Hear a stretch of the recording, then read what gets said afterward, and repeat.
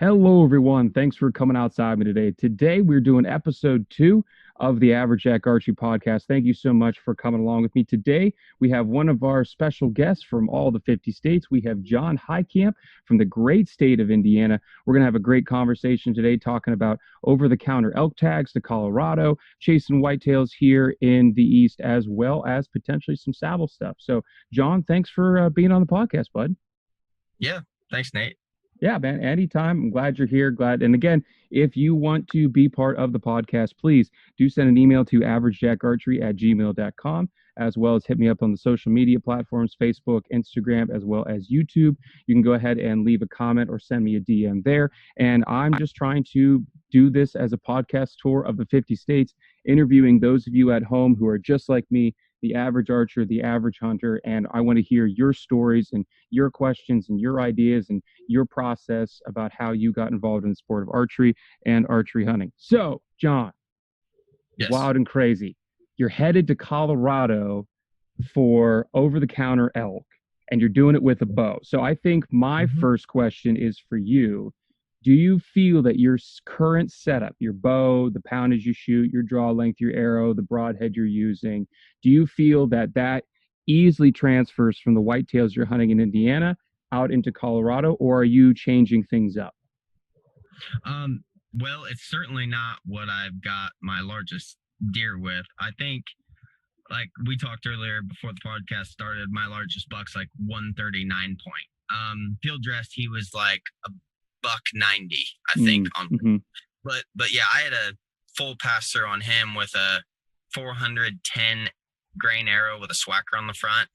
And actually, the reason I've changed my arrows set up so drastically is that same arrow I hit high on a mule deer doe about 5 years ago, and I got this much penetration. Yeah, like and 2 inches. Like, yeah, something's wrong there. So yeah, no, I'm kind of a YouTube addict whenever it comes to all the information, and I really like guys like you and guys like the Ranch Fairy and to some extent what's the guys who do a lot of whitetail DIY. They're real big though, but they're still YouTube down to earth guys. What, the hunting public? Hunting public. Thank Yeah. you. Yeah. And then even like Garrett Weaver on Point, I listen to his stuff a lot. But a lot of those guys that aren't real big, I've learned a ton from because you guys bring the content that's valuable. I mean, Right. Levi Morgan's got a lot of good stuff out there, and some of it's helpful, but he doesn't go in depth. Like it's very surfacey type stuff. I know from listening to other stuff, he's extremely knowledgeable, but he doesn't put out that kind of content. He's very limited in, with his TV show. He's got a half-hour time slot. He's got to fit in a whole length hunt, and he's got to fit in this tech tip and fit in all the 27 commercials and everything. Yeah, his time is very limited. The guy's a wizard, and so is Danny McCarthy and Darren Christianberry and Nathan Brooks, but they just don't have the time on their shows. Yeah, exactly. Yeah. So back to the arrow. I am running a Victory VAP 250 at 29 inches with a 110 grain ethics insert and a 150 day 6 Evo X. Total arrow rates right at 590. And are you finding that with your switch from that 410 to 590, I mean, obviously your sight pins have changed, but have you noticed things like your bow being quieter? Have your groups gotten better, or has it kind of just been the same? The bow's definitely quieter. That's obvious. Yeah. And I've kind of switched to bow brands, and the more I shoot bows, the more I think as long as you tune it up, it doesn't matter which brand you got, XYZ, in my opinion. I would agree. Especially if you're like me and you're not buying flagships every year, and then when you buy a bow, you watch reviews and buy like a bow that was new 2 years ago from some guy that took care of it. Right. That's kind of my strategy. But anyway, yeah, the bow got definitely quieter, and it was weird because with the lighter arrows, whenever I'd shoot, the reaction I got from that particular bow is that the bow almost wanted to jump forward out of my hand a little bit. And when I switched to the heavier arrow, it almost felt like when I shot, the bow was pushing back at me instead of falling forward. Right. Very different response. I mean, yeah, so that's one thing too. If guys are buying looking at flagship bows in the bow shop, you get asked the bow shop if they got a few different grain arrows because something that's 350 is going to feel a lot different than 550. Right. For sure. Right. So yeah, there's that too. But yeah, so that's the setup I'm running. And actually the day 6 guys, I literally have him saved on my phone as the day 6 guy. Yeah. But I sent him an email, and it must have had, because I got my my work signature on there, he had my phone number, and there's like 2 guys that own day 6, and he just straight called me, and we talked on the phone for like 45 minutes. Right. And like 5 minutes was about just what I was wanting, like the question I had, which I can't even remember what it is now. And then the rest of it was just him just making sure that I'm bear shaft tuning and everything to make sure everything flies right. Because yeah, they produce broadhead. I mean, I'll just call a spade a spade. I mean, it looks a lot like an iron will, but it's a double bevel. It's not a single bevel. It is a single. It is a double bevel. Sorry, Okay. It is a double. Yeah. But the main difference is, instead of having like straight lines on the cuts, it's got a rounded cutting edge on the main blades. I see. And the bleeder's a little more robust, but they're not as big. It's really, that broadhead compares most to the Serrazer, I would say. Well, okay. Before the serrations, no serration. Yeah, the black Hornet from Magnus. Yeah. Black Hornet. Yep. So it's got 1.25 inch main cut with a 1/2 inch bleeder. So the bleeder's a little bit real. More. Yeah, real thick bleeders then. Yeah. Yeah. I think the Black Hornet's 7/8, but still, I mean, that's ridiculous. Yeah, I've got like 8 different types of broadheads in my box, and I don't think I've killed something with like one of them. I just tinker way too much. I know. But yeah. But anyway, yeah, so that's the setup. The real difference between that and the Black Hornet is the grades of steel's better. The thing I like about it more than the iron wills too is that it's still a stainless. It's just a really high-end stainless, so I don't have to worry about rust nearly as much. Sure. Yeah. And with I have yet to try to sharpen them yet, but with that like curved edge, I did get the sharpening wheels from Valkyrie.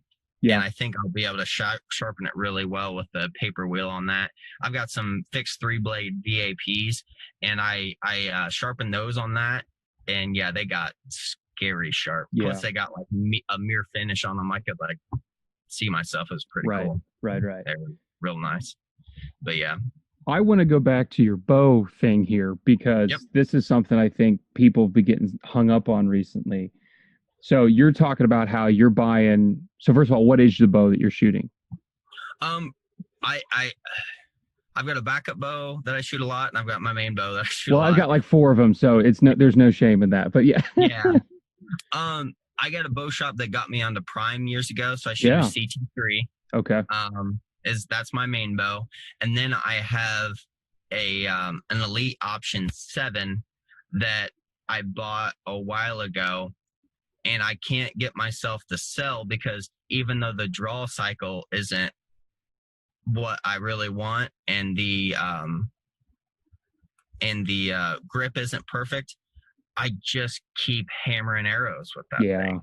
Yeah.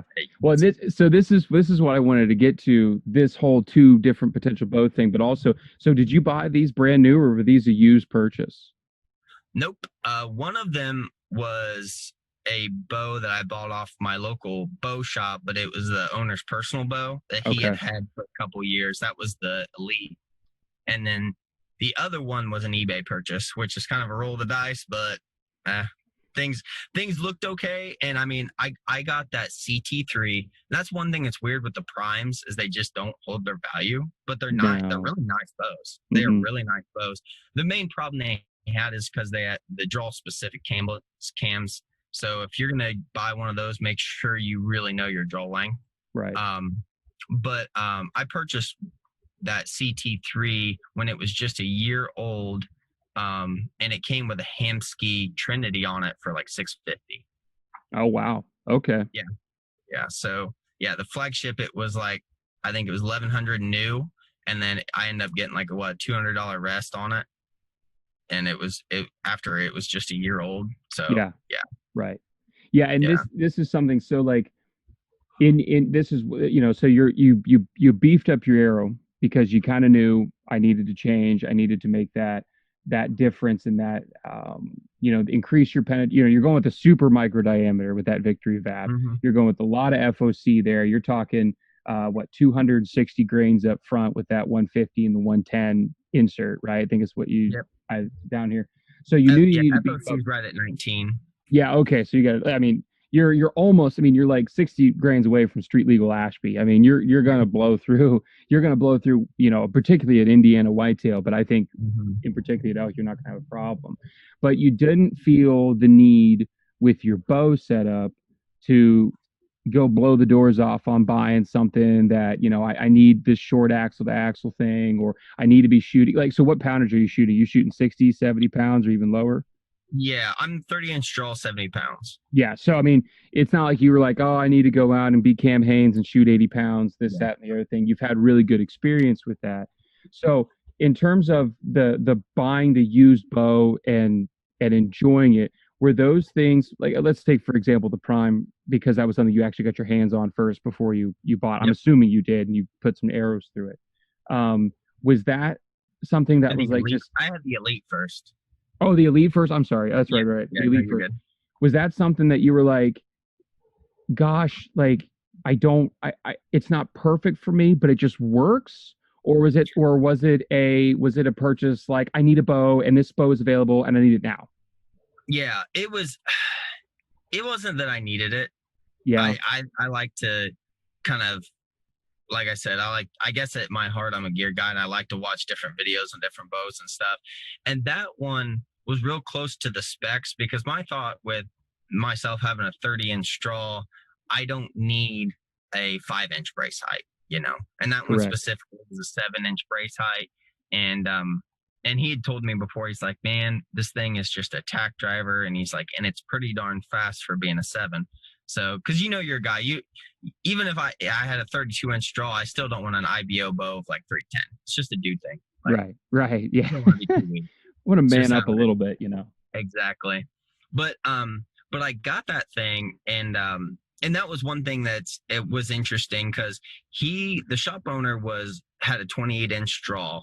And he's like, hey, I'll sell you this bow. I think I got that one for 400, and it had some brand new Rogue R21 strings, which is like a $200 string. Yes. It's like very comparable to the Gas, where it's just a single color. It was like a white strand, and I've been actually really impressed with those strings because I've shot it a lot, and I've had it for over 2 years now, and the string looks great.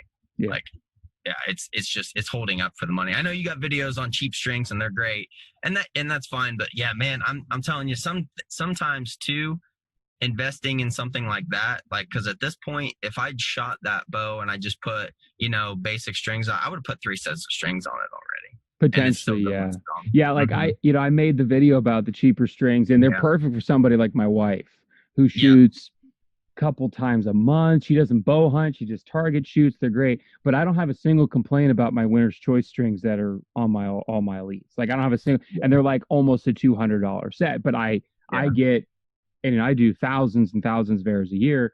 I'm getting a year and a half, 2 years at least out of those winner's choice. So yeah, it does pay to have the more expensive set. And in particular, this is what I was kind of circling back to with the used bow thing. Like if you looked at it and you're like, okay, it's got good accessories, the strings are in real good shape, and that kind of helped you sway, like, yeah, that was kind of like the straw that broke the camel's back.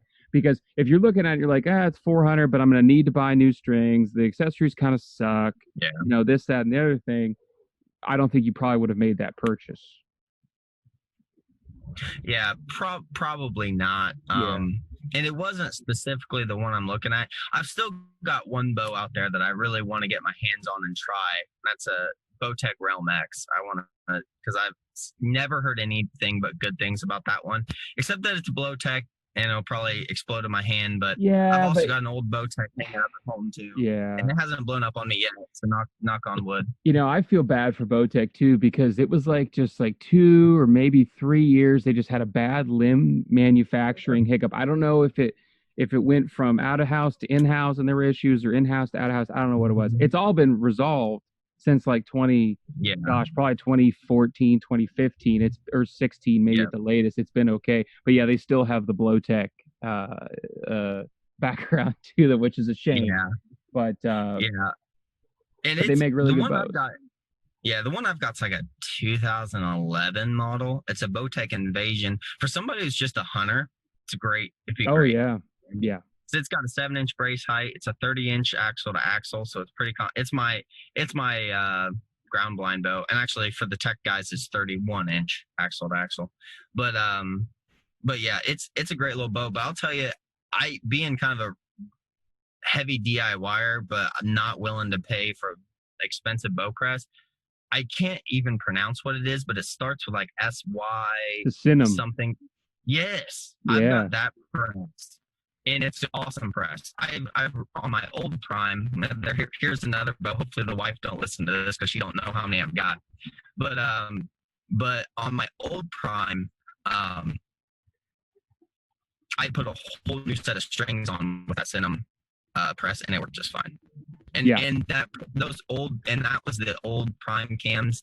The newer ones are a lot easier to restring. Man, there was some tight spots I had to weave things through. It was a pain, and I was able to do it with that press. Yeah.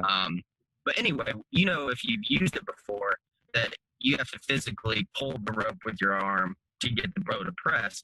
And with my Elite and my Prime, I don't have to pull that hard. It's not a big deal.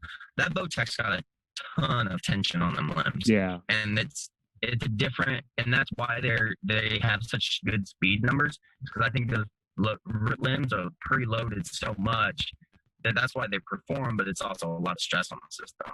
It's a lot of stress on the system, and I mean, I have a lot of buddies locally that own some, like the Boss. They own the CPXL, the 360, that sort of stuff, and they've shot them very, very well. But they will tell you that they are brutal if you're not careful, just because there's just a lot of tension on the system preloaded. But I want to go back to your bow press. I didn't know, this is a complete tangent. I put this in the notes. Be ready for a tangent. So for people at home, and this is even cooler because you could take the Cinema. For those of you who don't know what a Cinema bow press is, or a portable bow press in general, remember that a bow press, the whole idea is that you got to push the limbs on the tip just like they would flex when you're shooting the bow. And so a Cinema press is a bunch of pulleys, basically, with fingers on them, L-shaped brackets on the end. You put the L-shaped brackets on the outside of the limb. You use the pulley in the rope system, and it has a locking mechanism, a cinch locking mechanism, and you can effectively press your bow just like the bow is being shot. Just like if you stuck it in an easy green press, or a spike press, or a boa constrictor press, or even another portable press like the Bowmaster or the Bowmedic. And so you're the first person I've ever actually met that has actually used the Cinema press. Now, I have a Bowmaster that I used for years, but in terms of people at home that want to work on their own equipment, would you 100% recommend the Cinema? Because I forget what those about run. Are they about 70 bucks? It's $100 bucks. It's 100. Yep. Okay. Yeah. But still, you've been able to press all these different bows, do all your work at home. Well, I have two of them, and the reason is that the standard one works great for your regular single cam bows, like that Elite, and even my old Prime, where it's the quad. I call it a quad cam. They call it dual cam, whatever. There's two cams on top, two cams on bottom. The old, more narrow fingered Cinema would work for that, but it was like almost touching both cams on both sides. But then when I got the CT, it's a lot wider stance, and it's a lot beefier. So I called them again. Customer service with them was great, good people. And they're like, and I asked them, because they had a wider brand, but I didn't know if it worked, because specific on the website, it said it would work for Matthews Halon. Right, I was going to guess it was going to go for the Halon series, which was kind of the start of that super wide. And again, they are one that I sent an email to, and they called me back real quick and was like, yep, that'll work just fine. We've got multiple people that use it. And it's a great option. I mean, whenever I started this whole deep dive into bows and stuff and archery, I didn't know a thing. So now being able to twist cables and strings to fix a rotated peep's pretty fantastic. So it used to be really frustrating. Right. Gosh, because my nearest bow shop's like 50 minutes away, or at least the nearest place I trust. Right. So Right. Yeah, and this is something that I get a lot of people asking questions about doing their own bow work at home, if it's possible to do one of these portable presses without blowing anything up. yeah, And I've recommended, like, there's the Nighthawk press, of course there's the Bowmaster and the Bowmedic, but I've never really been able to recommend the Cinema because I've never actually known anybody that's able to that actually owned one. yeah. So I'm adding it. John Heitkamp from Indiana. I'm adding it to my list of recommended presses, and if it blows up on somebody, I'll send them your email. But that's cool. So do you have it? So I'm guessing then you would probably have intentions of taking that to Colorado. Yes. In the event. Yeah, because it probably can fit in a in a very small. Oh. I mean, you could probably put it in a gallon bag. Oh, just throw all the tie everything up, roll in a wrap. you could fit it in a sandwich bag. Oh my, yeah. So that's fantastic, because I've often thrown my Bowmaster just in the glove box, but it's all steel cable, so you got to watch it. You can't be throwing that in your bow case because it'll nick up your strings. Yeah, in a heartbeat. and I'm sure. And I looked at that one that you're talking about. But just something about the vertical. It just didn't seem as secure as the Cinema. And the Cinema, whenever I got it and I used it the first time, I just looked at the thing and I'm like, this is one of those things that it took a genius because it's so simple. Like it's I mean, you look at it and you can quickly be like, oh, I see why this works. And it works great. Right. So that's the kind of stuff I like. It's stuff that works and it's really simple. So, which is not the prime bow, but that's another conversation for another day. Yeah, that's that's a totally different bow, totally different scenario. Yeah. So I want to shift gears here. So we've talked about the arrow, the Victory VAP thing. I think, by the way, I think you've got an awesome setup for elk coming this September. I think that's just going to be absolutely fantastic. Love the bow choice, of course. Love the Elite, the Option 7. I will agree, as being an Elite guy, that was one of the bows that I wasn't 100% in love with the first time I shot it. So I'm glad that I'm not alone in that regard. Yeah. Although it was still a very, as you said, it just keeps tack driving. Yeah. But for some reason, I didn't agree with it, but it just shot amazing. But it is what it is. That goes to show you that oftentimes it's the Archer, it's not the bow. Yeah. But I want to shift into. No, go ahead. I was just gonna say we got off on the bow press thing too. This should be kind of a warning to people that do buy used bows, but it's not at your draw length. Not that I don't like the bow, because I do, but whenever he had it and he had their draw mods, so he couldn't easily change it. It's not like it's a Bowtech PST or something. But I shot it at 28, and that was one of the reasons I bought it. Is it was just buttery smooth on the draw, and it felt fantastic.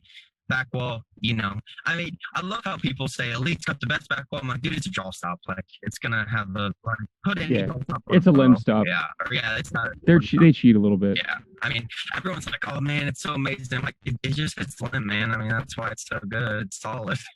But I mean, obviously it's just personal preference. But anyway, yeah, I loved it, and I was like, well, I just needed it at my draw length, and I got the mods for it, and all of a sudden that draw cycle got a lot more radical than it was at 28 inches. One thing with that bow, if anyone's out there's got one and they kind of are facing the same thing as me with, they like how it shoots, but they want the draw cycle to calm down, take 2 turns out of limb bolts. You're going to lose some poundage, but your draw cycle is going to soften up tremendously. Good tip. Yeah. No idea. Yep. See? Well, somebody's got the Tiger King things plastered on their car. Sorry, that was different. Carol. Anyway, but I'm going to shift. So speaking of the Tiger King, the biggest predator in the wood right now is a saddle hunter, and that's where I want to go to now, because you've taken the dive into the land of saddle hunting. At least if I remember, if I'm thinking correctly, you've just started to take the dive into saddle hunting. Why did you decide to do that? Because I know Indiana, at least, and we talked prior to the podcast as well, Indiana is not like a big public land state. Like, you're not going 2-3 miles in on Indiana public land, because there's like, I think there's, and I'm going to probably quote this number wrong, and I shouldn't because I'm a public land guy in PA, but there's like 1 million acres of public land in Pennsylvania. It's insane how much public land we have here. Wow. And I know because my good buddy Derek Craig from New Day Outdoors, it's all private in Indiana. Am I right? It's just like there's no public land. So as someone who hunts private and can have set tree stands and this, that, and the other thing, why the saddle? The saddle, for one thing, whenever I seen on different videos, I was like, that is the coolest system I've ever seen. And I always set my stands up to make sure that I can get the shot, no matter how uncomfortable or odd it is. And that it just seemed like the range of motion that you'd have to get a better shot was fantastic. And I hunt my father-in-law's woods primarily now. But the problem that we had there is there's too many deer. And if I was carrying in like a climber, and he's got like 40 acres and I've got like 8 stand spots, I don't have enough. I don't want to buy 8 different hang on stands for that. So I was carrying in climbers, and it was going through thick brush and getting close to bedding areas. I was spooking things out and stuff like that. So whenever I'd hike back to get to my spots, a lot of times I was walking a half mile just to get where I wanted to be at the back of the property. And it's having the saddle, it's kind of I was just more curious. I think probably like the tree stands are completely, obviously, tree stands will work and stuff. And I've got a collection of those, but to be everywhere I wanted to be, that was because there's so many different spots depending on the wind where I'd want to be around there. I was like, man, it would just be awesome to have this one lightweight system that I carry in 3 sticks with me and wear it in. And it's not like I've got a ton of bulk on my back, because I'm not necessarily worried about sweat. I mean, well, part of it is sweating, honestly, because I've got a bad problem with getting cold whenever it gets to be late season. Yeah, sure.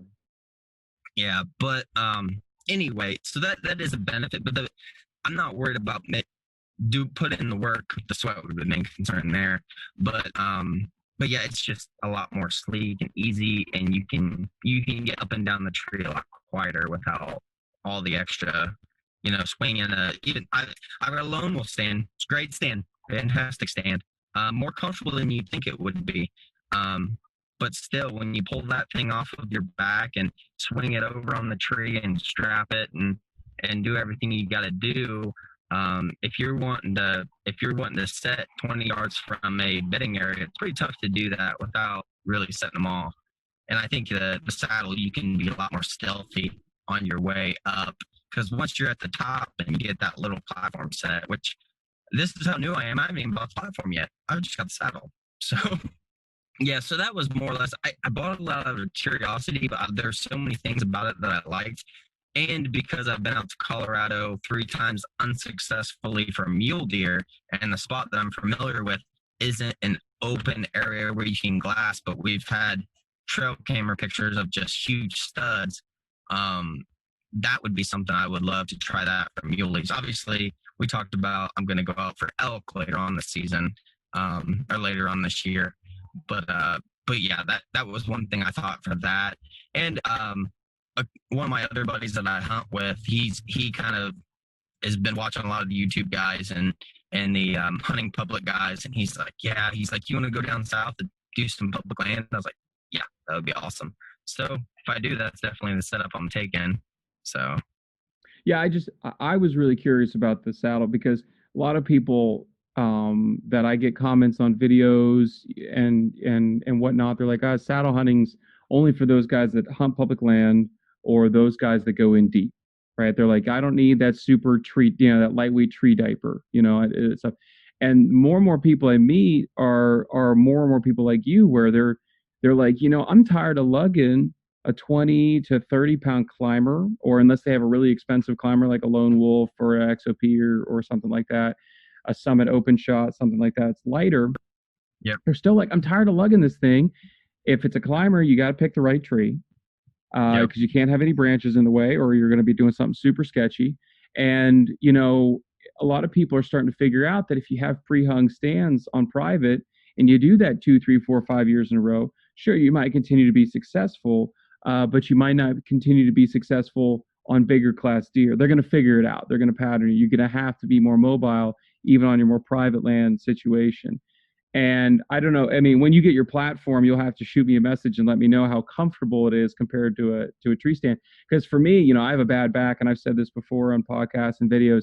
I can't do a tree stand anymore. Like I can't sit in a chair for extended periods of time without some serious back discomfort. So for a saddle, for me as a public land guy, 100% makes sense. But it's cool to hear you as a private land guy also using it for the exact same reason because you need to be just as mobile as I do on public land.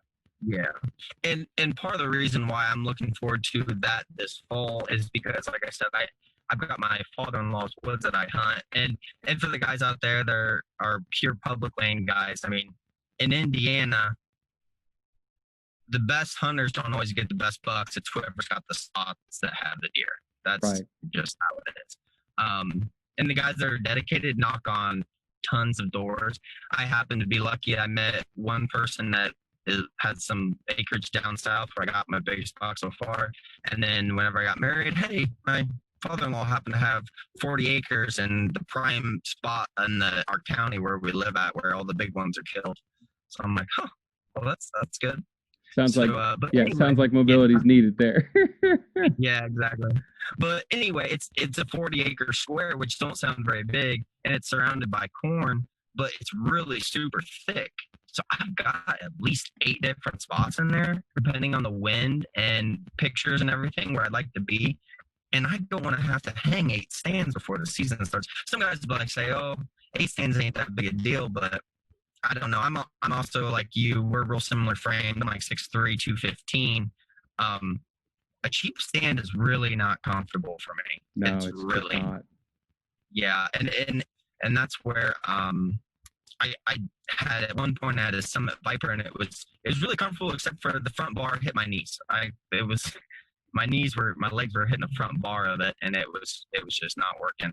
So there's just typically the stands that I need to buy to be able to sit for 3+ hours and be comfortable are the stands that cost money. And I bought like a lightweight Millennium 100 super comfortable stand, great stand, but also having to move that thing out and around. And I haven't bought the strap thing. It's got, if anyone has a Millennium, they know that the hang on part's a train and like this block that you put on that weighs almost as much as the stand by itself.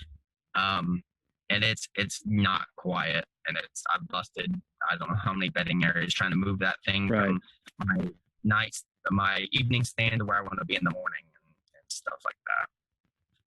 So it was kind of a combination of all those things. And it might be one of those things that I might be like, probably wasn't worth it. But one thing I found reassuring when I looked online is saddles hold their value. So if you invest in one and you don't like it, you could probably sell it for like $20 less than you pay for it. Right. So that's right. There you go. So John, I have a question for you then, or 2-part question, really. The first question is, what saddle did you purchase? Because you don't have the platform yet, but you do have a saddle. Mm-hmm. And then secondly, when it comes to saddle hunting, a lot of people have a lot of hesitation when it comes to either the money or potentially the safety concern, because you're just hanging off a rope. So first of all, answer the question of what saddle did you get? And then the second question, did you have any hesitation jumping into the saddle world? Yeah, the saddle I got was the Phantom, which is what, tethered, right? Yeah. Okay, so I got the tethered Phantom, and again, you were actually the main reason I went with the Phantom over the Kestrel Flex, which is what I was looking at initially, because like we talked before, my main issue with tree stands has always been comfort with me being as tall as I am, and so with the looking at a saddle, one thing I did notice repetitively is people talked about how surprisingly comfortable they were. which was great. But also, I was not looking to, originally, I wasn't looking at tethered because they'd go with a super lightweight saddle. Yes. And I was like, I don't need that. I just want something that's going to be comfortable up in the stand. So that's why I was going over to Arrow Hunter, right? Yeah. With the Kestrel Flex, because they had the original Kestrel, but then the Flex just seemed like it was the most comfortable thing out there. So I almost ordered that thing like 3 or 4 times. And I can't tell you why I didn't order that one first, honestly. And then, but then, I seen some kind of teaser videos on YouTube about the Phantom, and then you did your review on it and stuff, and all that made a lot of sense as to why that might be even more comfortable than the Flex. And I am nowhere near a saddle expert, obviously, so I'm not going to one versus the other. Another guy that's awesome on YouTube is the DIY Sportsman. Oh, love Garrett. Yeah, man, that guy is great. If you're someone who likes the numbers, it's a little monotone. He kind of sounds like an economics professor, but I mean, he is an engineer, so yeah, man, and you can tell. But great guy, and if you're someone who ever gets into numbers or just wants to figure out what matters out there, he's just awesome. Yeah. But anyway, I messaged him on kind of the difference, and he basically told me I couldn't go wrong with either one. But he did say for the Arrow Hunters, he said that the Flex was the most comfortable saddle because of how it works. But anyway, that's kind of why I went with the Phantom, because of the adjustments that you can make, and to get to that comfortable spot. And it just made a lot of sense to me that not every tree is going to feel the same, and that you're probably going to want to adjust that for different situations, or even for comfort wise. After you, maybe I've put it in a tree once so far. I didn't have time to really play with it, but I could see where you're sitting for a while and at one spot, and you decide you want to shift to try to change where the pressure's at, and you just move that thing. So that way, maybe you can get more sit time out of it. Right. Move the comfort channel up or something like that. Yeah. Exactly. So that made sense to me. So that was kind of why I went with it. And as far as safety goes, this is another thing that was in the back of my mind. I think it's a lot more safe than a tree stand is. I've had many a times where I found a spot, I found a really nice tall tree, and it's perfect for a climber. I'm like, man, I'm gonna just get up there as high as I can. And before I realized that I'm 30 feet, I'm like, whoa, I'm way up here. And with the one stands, I've got 2. One was an XOP. It's like an open front. Yeah. And the summits, I don't feel I can go about as high as I can, and just with that little rail gives you a sense of security. But with the open front stand, you get 30 feet up, or I've had hang-ons that high, and man, you want to talk about, you stand up like you're going to take a shot and feel like, oh, if I lose my balance at all, though, I mean, in theory, it's like the same as standing on the ground, but it just did not feel great. Where it got to the point that I'd even take my harness and tighten it up, so that way whenever I'd stand up, I'd lean forward a little bit to get tension on the harness, because it made me feel more secure than just standing with the harness at slack, which I don't know if that's necessarily right, smart, or indifferent. That's why. Well, that's something, and I'll tell you, that's something that I always struggle. I'm also a big guy, right? I'm 6'4", 210, 215. When I get up at a tree, I don't have a fear of heights, but I know how hard if I fall out of this tree, it's not gonna be fun. And the further I get up, the more momentum I'm gonna get, velocity going towards the ground. Yeah. And when I hunted out of climbers for years, I had an old gorilla climber, and I did that bar's a little bit of security, right? You feel like you're encased.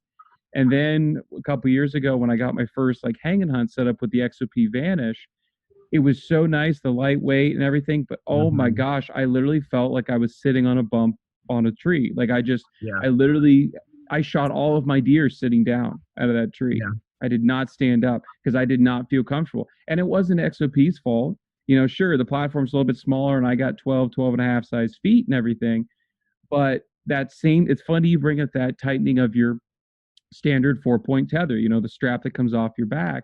I would do the exact same thing. where it would be tight when I'm sitting, and I would feel the pressure on my back when I was sitting, and then when I stood up, I would kind of lean into it a little bit, just so I had this constant, okay, if I slip, I'm going to be Yeah. caught. I never felt like I was comfortable just leaving it super. Like when I see people on YouTube or television and they got this big loop hanging off of their back, shoulder strap, Yeah. and they could fall like a foot and a half. Oh my goodness, that's worse than an amusement park ride. That's just, oh, no, sir. Yeah. So that for me, and it's cool that, that you have the same experience. I feel so much more connected. I mean, that's a terrible pun, but I feel so much more connected to what's going on. Like I never feel unstable in a saddle. Like I feel very confident the whole time I'm there. Whereas in a tree stand, I feel like if I'm shifting or if I stand up and spin, I got to really be cautious so I don't have an accident and need to use my lifeline. But I'm assuming, I mean, you are feeling the same thing.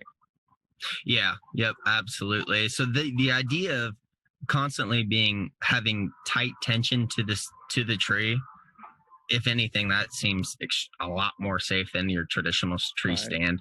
Right. I think guys could argue the fully enclosed climbers if you wore a harness with those, but even still, I think you would prefer the saddle. And plus, I mean, if you get in a situation like we were talking where maybe you get way up in the tree and then you want to sit from a seated position, well, you know how deer are. You can have it all planned out. Here's where they bed. Here's where there's going to feed. Wind's great. And they come on the opposite side. Right. And if you want to shoot, you got to stand up, turn. And as you're doing it, you're shaking, you're sweating, you're worrying about falling as you're trying to get that shot. And now all of a sudden that tether's in your way and it's in front of you. And hey, you've got a bow in your hand and there's a million little things that could take that 20-yard shot and put it in the dirt. Yeah. So, I mean, it just made a lot of sense to me from that standpoint. So I guess in the beginning, when you asked me why I went with the saddle, I was kind of having a hard time answering it. But as we talk, I'm kind of answering my question long form. Yeah. So. Well, and that's good. I think, there's a lot of either positive or negatives with people on the fence when it comes to the saddle. They're like, oh, it's a fad, it's a thing. People forget that John Eberhardt's been hunting out of a saddle for like 30 years, like 40 years. Like saddle hunting has been a thing, but now we have the technology and the ability to make saddle hunting so much safer and so much lighter and so much more adaptable. That the Phantom, I've had people in the Phantom from the 31-inch waist, I'm like a 36, 37, from like a 31-inch waist up to over 40 in the same stinking Phantom, and they're just as comfortable, right? A little bit of tether adjustment, a little bit of bridge adjustment, and they're perfect. You can't get that at every single tree stand in particular. Like one of my good buddies, Nate Fry from the Budget Sportsman, he and I go back and forth before we did the saddle thing on what's an acceptable tree stand platform size. You know how I like my foot tucked in, I like my foot sitting out on the outer edge. Well, with the saddle, you have infinite adjustability. Forget the lightweight part. It's something that your tree stand could never accomplish, and something that with a little bit of time and effort you can fine tune your skill, no matter if you've been doing this for 6 months or 60 years. So I think that's something that a lot of people, I don't think, understand. So I'm glad that you brought this up, that you're very comfortable with it. Even though they are more expensive than a tree stand, I think for those of us that don't feel comfortable at 15, 20, 25 feet in the air, we're kind of like panicking that putting in a saddle is actually making us more confident in a tree. I know it did for me. It's made me so much more confident. And I've been a tree stand dweller my entire life. I never once spot and stalk. So I'm glad that that's been such a positive experience. And I hope you get the Predator, man. The Predator platform is just like the bee's knees. It's not even, to me, it's not even a competition. I've stood in them all. Now, other manufacturers make some great platforms, but that Predator, the modularity, mobility, how it folds, how it packs, it's just, I really like it. So yeah, the only other one I've looked at, and I think I was going to, so maybe you might talk me again. You talked to me into a lot of purchases you didn't know about, but or your wife. Yeah, like, don't tell her. Really? Yeah, like don't tag my Facebook or Instagram in this. She can't find me. She's good. She's good. But anyway, yeah, I think it was a Ridge Runner, right? Is that a brand? Yep, Out on a Limb makes the Ridge Runner, and the Yeah. well, they make the Scout now, which is a stick form, and I can't remember the other one. But yeah, that's the other one. It's either the Predator or the Out on a Limb. They make a couple Okay. different ones. Yeah, and that one was heavier, but it was wider. So I Yes. kind of thought for me that it because again, it's the saddle was the weight savings is a great ancillary benefit, but if the thing weighed 20 pounds, I'd still use it, Yeah. you know, Yeah. for all the reasons we stated before. And plus I'm used to carrying a 25. Heck, what was the gorilla that you had, the climber? I had the exact same one my parents bought me in high school as a Christmas present. Yeah, yeah. I think I bought Yeah. mine at like 16. I think it was Yep. something like that for like $100 at Walmart, something like that. And I got it Yeah. because it folded flat. I was used to the old original old man tree stands that folded flat, the old My steel and dad still aluminum. uses those. I Still love the swears old by man. them. I'll tell Yep. people like people like the Summits and everything. Those are good, but they don't fold flat. Yeah. And that was something that always bugged me backpacking up through the hills here in particular, where Mountain Laurel and stuff. You can't get the Summit through there a lot of the time. Well, anyhow, yeah, I think when I weighed it last, it weighed 28 and a half pounds for that Mm-hmm. fully loaded steel gorilla climbing tree stand. And Yeah. now my whole pack, everything, rangefinder, binoculars, water, snacks, license, knife, cutting gloves, the whole thing weighs less than 21 pounds, Yep. right? So Oh, yeah. that used to be that on top of, well, sans the sticks and the platform, but so another Yeah. 12 pounds of gear on top of a 27 and a 28-pound tree stand. Yeah. You're carrying 40 pounds into the woods, and Yeah. and you haven't even shot the deer yet. So so the weight when I went to saddle hunting, it just blew my mind. I was like, I've been killing myself Yeah. going out into the woods, and this is well, even taking the first baby step by going to a lightweight hang on. If you're not comfortable with the saddle, Mhm. even there the weight savings is tremendous. Even if you're somebody like Yeah. you don't have to go that far on private, but half mile is a half mile. And Yeah. out here in PA, or if you live, anybody listening who lives in a mountainous terrain, a half mile is not as a crow flies. Yeah. And so that's why I did that switch, and the weight savings alone to me was Yeah. 100% worth it for all that. And for you, Yeah. it'll help you as well in your private land hunts. Yeah, and for me, I mean, it like I talked before, the woods itself isn't that big, but I at least got 8 different stand locations. And it's just so much easier to be mobile with something Right. like that than and like you said, the climbers are great, but you need the perfect tree, and certainly it's not easy. And if I was to really invest in a hang on stand that I know that I liked, and if I had to get 8 of them, then we're a lot more money than the saddle Right. really quick. Right. So yeah, I mean, tree stand, and it's not tree stands will work. You'll go out, you can if you plan things out, you're gonna get your deer. I mean, it'll be in almost every deer in the books is killed out of a tree stand, at least in the Midwest. I mean, obviously different when you go out west, but yeah, but for me, for what I wanted to do, the saddle just kept making a lot of sense. Yeah. So, and if I really like it this year, I'm probably going to have that Lone Wolf for sale and that Millennium for sale because Yeah. I won't use them anymore. I know. I had somebody ask me the other day if I'm going to ever sell my Vanish, my XP Vanish, and I was like, Yeah. I'm not one to sell. Actually, Yeah. ironically, literally just this week, I sold that Gorilla Climber that I've had. Did you really? I did. Okay. I did. I'm never gonna. I mean, I haven't used that thing in almost 6 years. It's just Yeah. sitting in my shed collecting spider webs. And there's somebody out there who probably could use it. It was in good shape.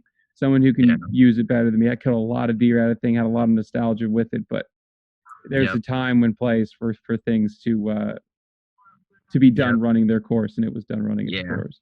Got my first deer out of the same thing, so yeah. The only problem I had with it is I've got awkwardly wide hips, and it got narrow right at the end. Yeah.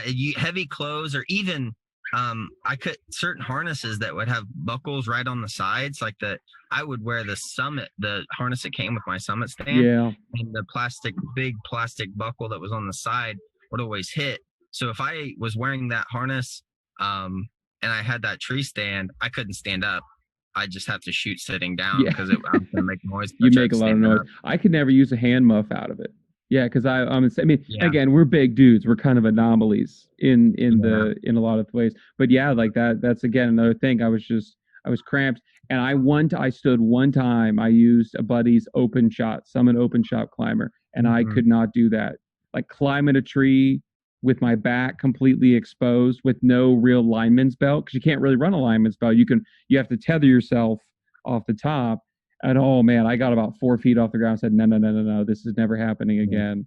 And I mean, people could beat me up for safety, but realistically, if you're in a climbing tree stand, how many people really tether all the way up? I never did until I had kids about 5-6 years ago. And I was like, I probably should come home alive. I'm married, like it wasn't the marriage, it was the kids. But I was like, she'll figure it out without me, but she'll be fine.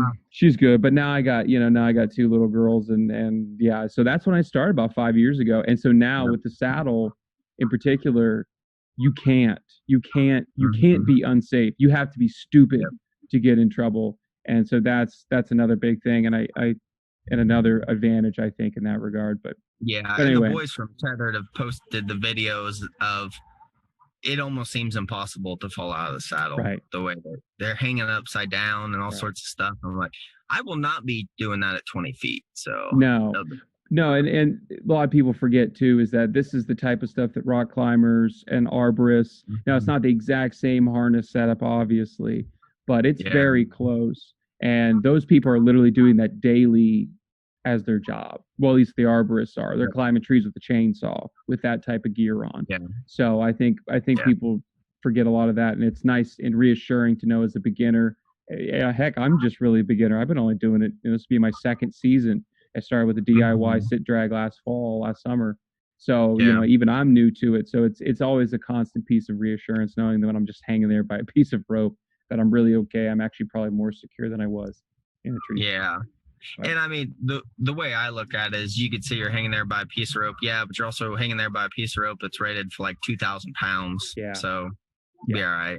Yeah. Just as much as a steel cable and 20 times more efficient and a lot less rough on you when you brush up against it, at least. So yeah, exactly. Well, John, I appreciate you coming on the podcast today, man. I could not be more tickled. Thank you so much for talking elk, talking broadheads and FOC and bow setups. Thank you so much. The saddles has been fantastic.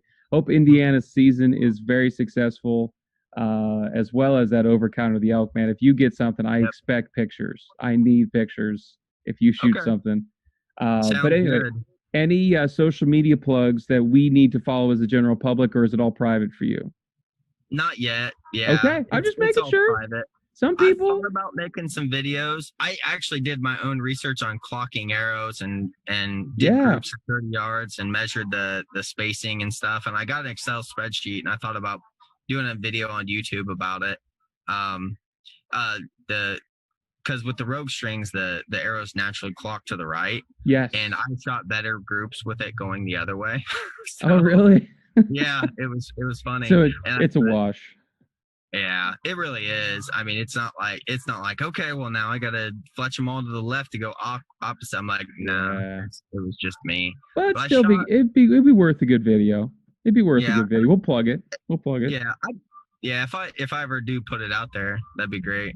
But yeah, but I even like I would rotate from right helical, left helical, right. So that way it wasn't like I'm shooting 3 and then shooting 3 more. Right. Factor and things like that. And I did it over the course of a week. So that way it's not, I tried to make it, as good as I could being a human. So, right. But yeah. And there was a couple other things. So, but yeah. We'll make it. We'll plug it, man. Yeah. Make it. We'll plug it. I'll have to. Yeah. And then hopefully if you keep doing this, when I get back from September, I might be able to talk to you about it again. So, oh yeah. If you're successful, we're hearing the story. Like this is not, if you're, we'll all just sit there and go, oh my gosh, he shot it out. Yeah, it's going to happen. It's going to happen. Yeah. No, if I'm unsuccessful, there'll probably be more valuable content from that. Well, that's true. If we can get one. That's true. But well, anyway. Yeah. Appreciate it. Well, anyway, thanks, folks, for tuning in to this episode of the Average Jack Archery Podcast. Again, if you know someone or if you yourself want to be on the podcast, please averagejackarchery@gmail.com, as well as Average Jack Archery, Facebook, Instagram, and YouTube. Hope you have a really good day. Remember to enjoy the sport of archery hunting if you so choose. Definitely enjoy God's beautiful creation, and we'll get to see you next time.